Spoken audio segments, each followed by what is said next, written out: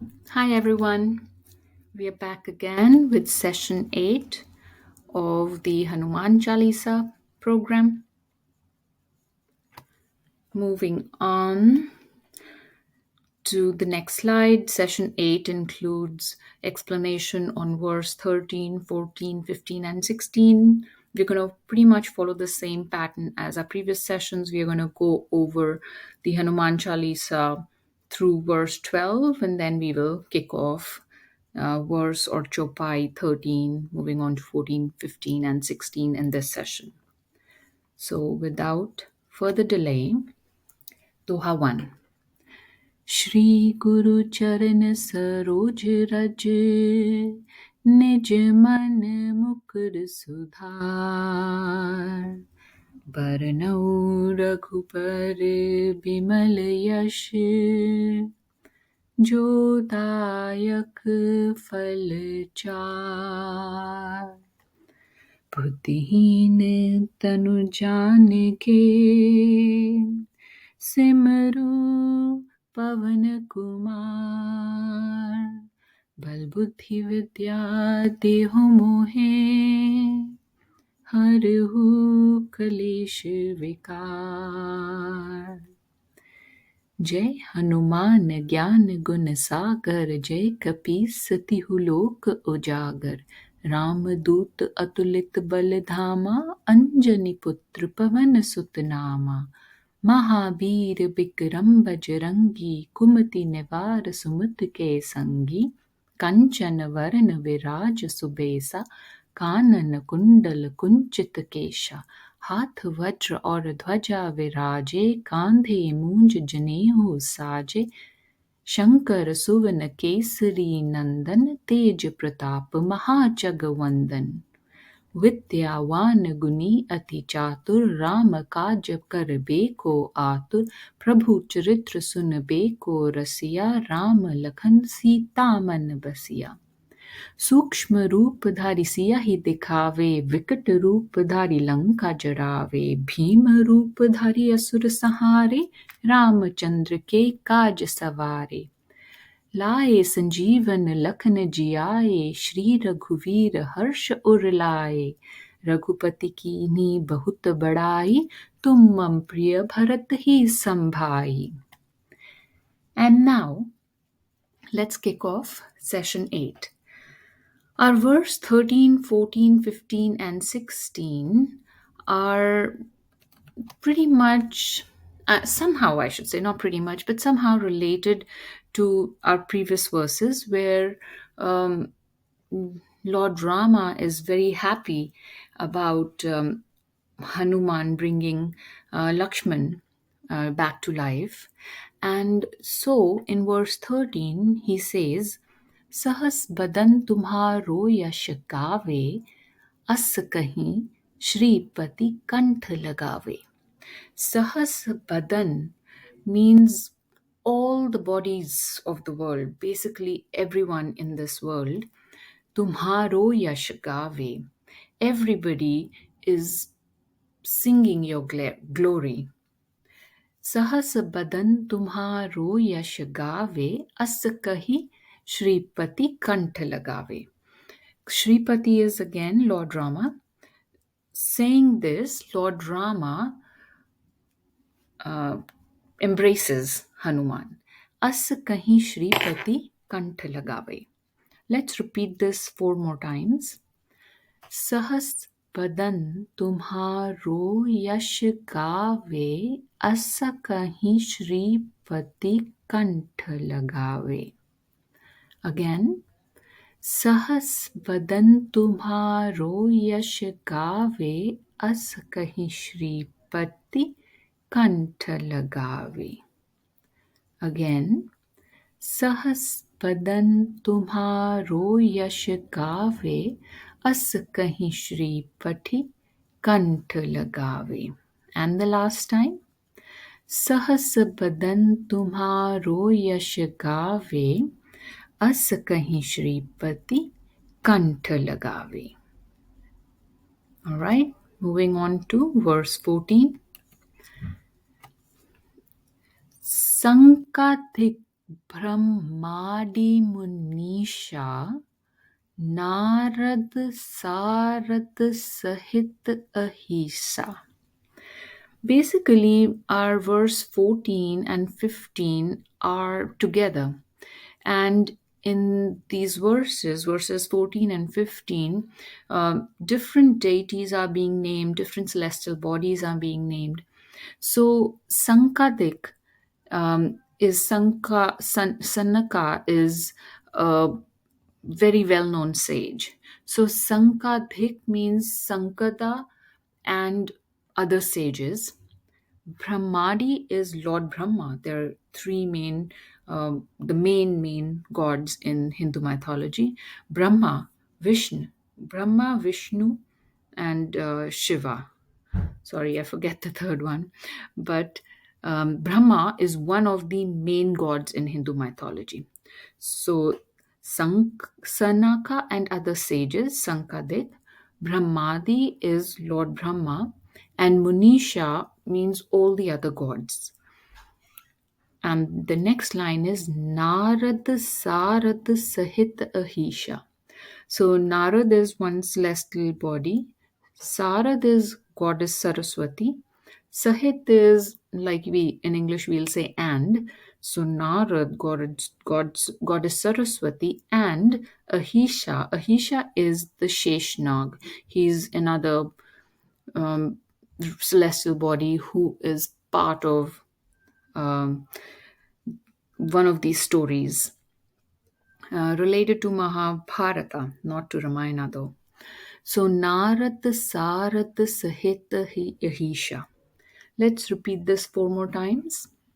Sankadhik Brahmadi Munisha Narad Sarad Sahit Ahisha. Again.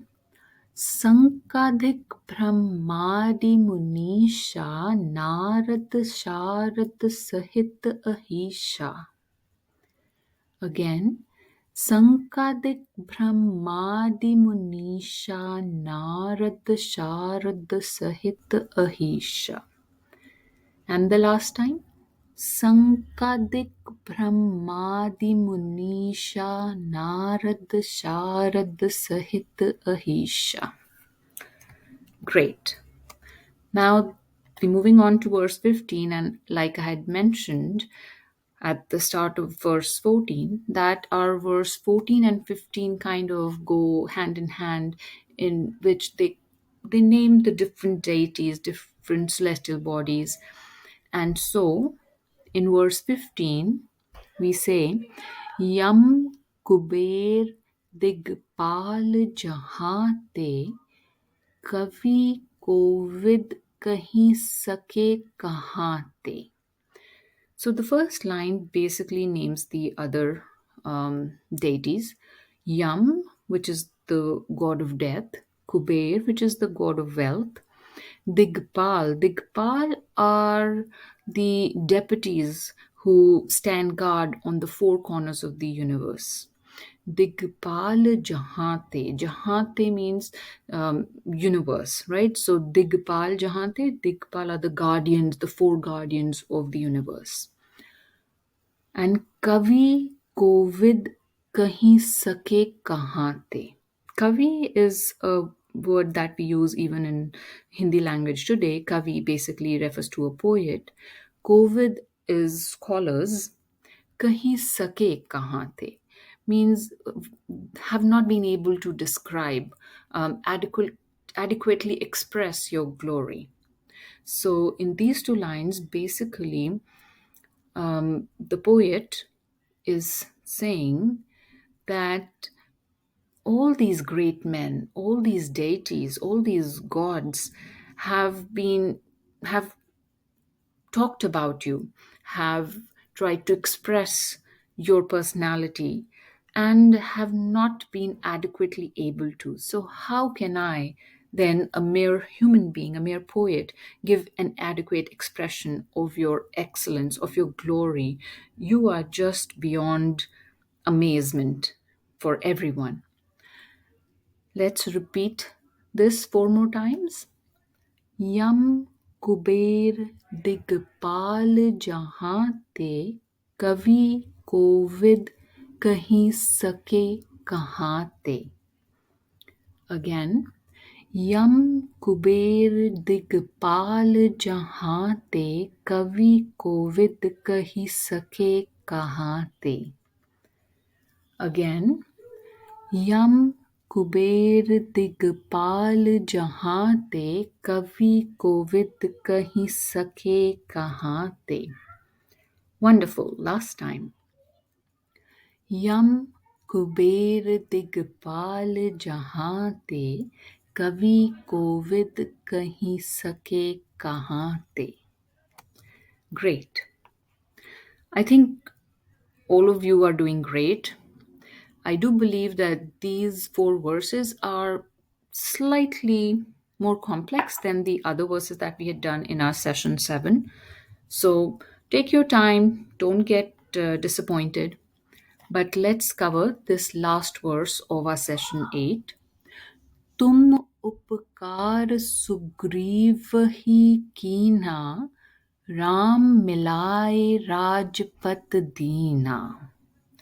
Now, our verse 16 kind of goes and merges with the next verse 17, which we will be doing in our next session.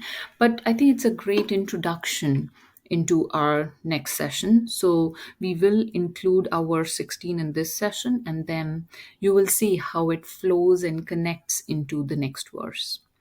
But basically, this verse says, तुम उपकार सुग्रीव हिन कीना. You did a favor. Tum upkar, you did a favor to Sugriv. Sugriv hi keenha. You did a favor to Sugriv. Ram milai rajpad deena. Ram milai means you introduced him to Lord Rama. Rajpad Deena, and that is how he got his kingdom back. Rajpad, kingdom back. Basically, this is referring to another incident of the Ramayana where Hanuman introduces Sugriv to Lord Rama while Lord Rama is on his quest to find his wife, Devi Sita, who has been kidnapped by the demon king Ravan. And Lord Rama is looking for people to support his cause because he cannot just by himself go and fight the demon king and his entire kingdom. And that is when Sugriv, who has been ousted from his kingdom by his brother, and there's a whole story behind it, which we can talk individually if you want to go into the details of it. But that's how Sugriv is introduced to Lord Rama, and Lord Rama helps Sugriv get his kingdom back. And once Sugriv gets his kingdom back, he gives his full support to Lord Rama on his quest to vanquish the demon king Ravan and get his wife back. So let's repeat this 4 more times. तुम उपकार सुग्रीव ही कीन्हा, राम मिलाए Rajpat दीन्हा. Again. तुम उपकार सुग्रीव ही कीन्हा, राम मिलाए Rajpat दीन्हा. Again. तुम उपकार सुग्रीव ही कीन्हा, राम मिलाए Rajpat दीन्हा. And the last time. तुम उपकार सुग्रीव ही कीन्हा, राम मिलाए Rajpat दीन्हा. Wonderful. All right. This brings us to the end of our session 8. All I want to say at the end of this session is that these 4 verses are of a slightly higher difficulty than the ones we have covered in our previous couple of sessions. So please do not lose heart. Just take time and repeat it a couple more times than probably you did for the previous session, and you're going to be great at it. Thank you, everyone, for your time, and let's meet back for session 9. Till then, take care.